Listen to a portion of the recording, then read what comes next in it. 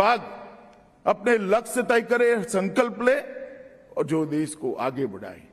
मित्रों, ये संकल्प लेने का वर्ष है और ये 25 साल का अमृतकाल संकल्प को सिद्ध करने का समय है। और जब आजादी की शताब्दी होगी तब ये करोड़ों संकल्पों का संपुट देश को महान बनाएगा। 12 मार्च 2021 को प्रधानमंत्री जी ने आजादी के अमृत महोत्सव की शुरुआत भारत की आजादी की काशी गांधी आश्रम से शुरू करा और उसके बाद अनेक कार्यक्रम हुए।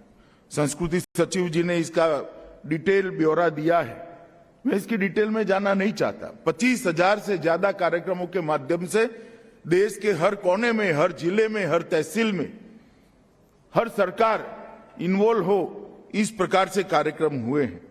परंतु हमने ये स्वीकार करना पड़ेगा कि अभी भी कुछ छूट गया है।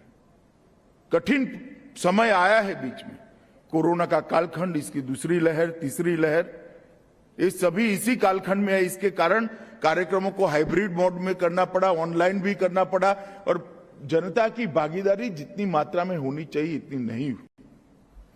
मगर अब जब देश कोरोना के कालखंड से बाहर निकल रहा है, कोरोना की गिरफ्त से बाहर निकल रहा है, उस वक्त बाकी का बचा हुआ समय जन भागीदारी के साथ आजादी का अमृत महोत्सव हम मनाएं, इसके लिए ये सम्मेलन आज आहूत किया है।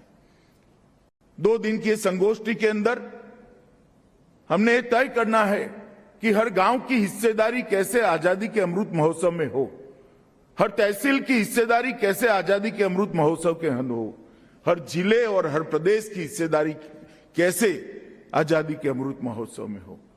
और देश, इतना बड़ा देश, इसके हर क्षेत्र की हिस्सेदारी किस प्रकार से आजादी के अमृत महोत्सव में हो, इसके लिए हमने कार्यक्रमों की रचना भी करनी है और कार्यक्रमों को सफल भी करना है।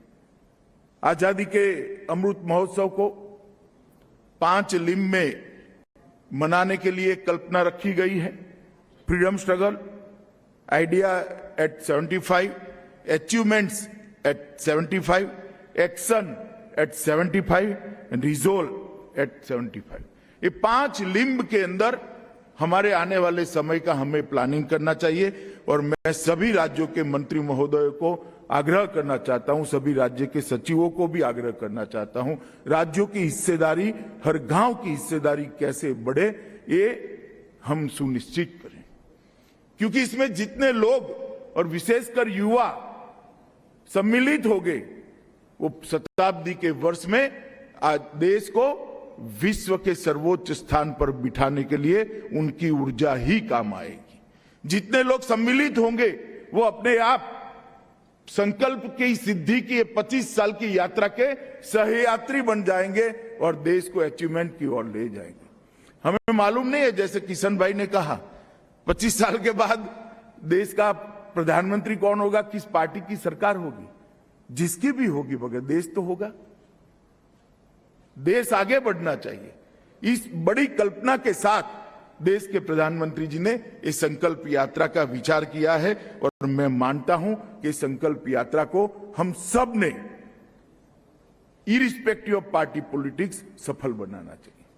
मित्रों, आजादी का इतना बड़ा संघर्ष, अनेक विध प्रकारों से संघर्ष, कहीं सशस्त्र संग्राम हुए, कहीं गांधी जी के नेतृत्व में असहयोग का आंदोलन हुआ, अहिंसक आंदोलन हुआ, कई लोगों ने साहित्य के माध्यम से आजादी की लड़ाई लड़ी, कई लोगों ने अनेक प्रकार से असहयोग करते हुए आजादी की लड़ाई लड़ी, कई लोगों ने अंग्रेजी शिक्षा का बहिष्कार करते हुए आजादी की लड़ाई, अनेक विविध तरीकों से अंग्रेजों के खिलाफ आजादी की लड़ाई लड़ी गई।